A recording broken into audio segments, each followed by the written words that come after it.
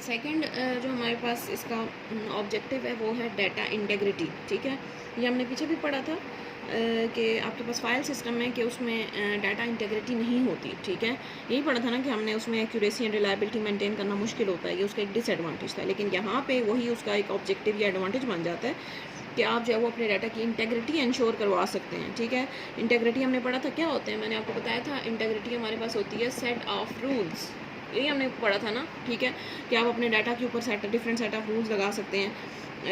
जैसे यानी कि आप इसमें आप ये कह सकते हैं कि integrity and means reliability and accuracy of data. Integrity rules are designed to keep the data consistent and rules are designed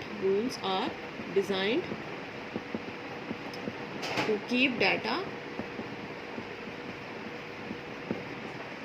consistent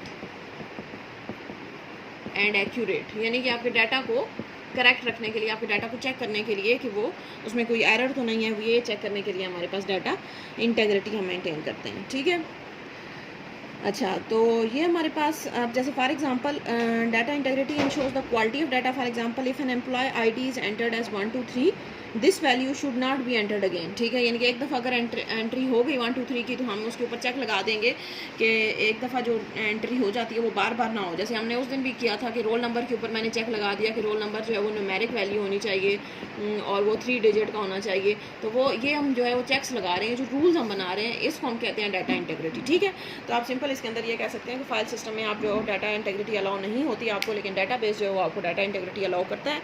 और इंटेग्रिटी होती क्या है, जो सेट ऑफ रूल्स होते हैं ताकि आपके डाटाबेस की जो एक्यूरेसी है और कंसिस्टेंसी है वो कायम रहे। ठीक है, थर्ड जो है वो हमारे पास इसमें आता है data independence.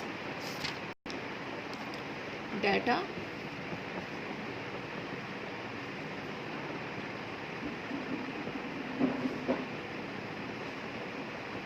independence. Database approach provides a facility of data independence. It means the data and application programs are separate from each other. उसमें हमने पढ़ा था कि प्रोग्राम डाटा डिपेंडेंसी वो एक डिसएडवांटेज है, तो ये उसी का अपोजिट मैंने आपको ये पहले भी बता चुकी हूँ कि हम जितने भी डाटाबेस के एडवांटेज पढ़ेंगे वो सारे उसके डिसएडवांटेज होंगे। ठीक है, तो उसी का अपोजिट जो है हमारे पास डाटाबेस का एडवांटेज बन जाता है। तो उसमें हमने प्रोग्राम डाटा डिपेंडेंसी पढ़ा था, यहाँ पे आपके पास है डाटा इंडिपेंडेंस कि आपके पास जो application program data and application programs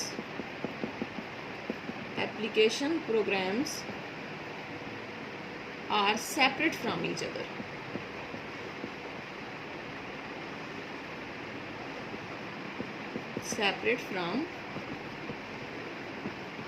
यानी कि दोनों जो है वो एक दूसरे से सेपरेट होते हैं। ठीक है, it means the data and application programs are separate. The user can change data structure and operation without changing that. अब सेपरेट होने का क्या मतलब, उसमें हमने पढ़ा था कि अगर आपको कुछ एक भी चीज़ चेंज करनी है अगर एप्लीकेशन प्रोग्राम में, तो आपको पूरा उसका डाटाबेस चेंज करना पड़ेगा। लेकिन यहाँ पे आप सेपरेट होने का यही मतलब है कि अगर आपको कोई एक चीज़ चेंज करनी है तो आपको पूरा प्रोग्राम चेंज करने की ज़रूरत नहीं है। ठीक है, चलें बस अब नेक्स्ट टॉपिक जो है वो हम इंशाल्लाह मंडे को करेंगे, जो कि है database management system and it's objectives. ठीक है, थैंक यू।